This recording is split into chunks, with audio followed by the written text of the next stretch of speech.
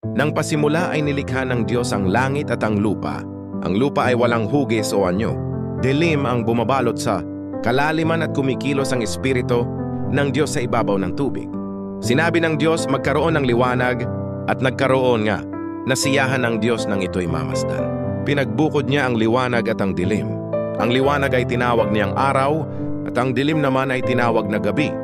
Lumipas ang gabi, at sumapit ang umaga, iyon ang unang araw. Sinabi ng Diyos, magkaroon ng kalawakang maghahati sa tubig upang ito'y magkahiwalay.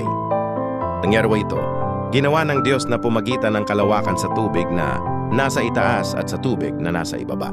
Langit ang itinawag niya sa kalawakan.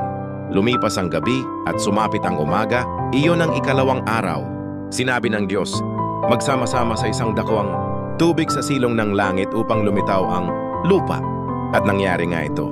Tinawag niyang lupa ang tuyong bahagi at dagat naman ang nagsama-samang tubig. Nasiyahan siya nang ito'y mamasdan. Pagkatapos ng sinabi ng Diyos, magkaroon sa lupa ng lahat ng uri ng tumutubong halamang nagkakabinhi at mga punong namumunga. At nangyari ito, tumubo nga sa lupa ang gayong mga halaman.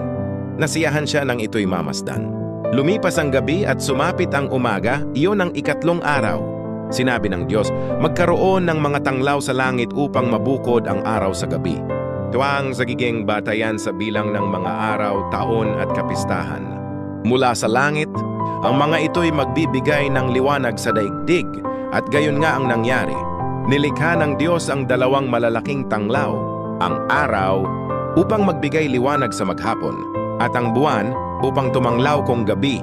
Nilikha rin niya ang mga bituin. Inilagay niya sa langit ang mga tanglaw na ito upang magbigay ng liwanag sa daigdig, tumanglaw kung araw at gabi at magbukod sa liwanag at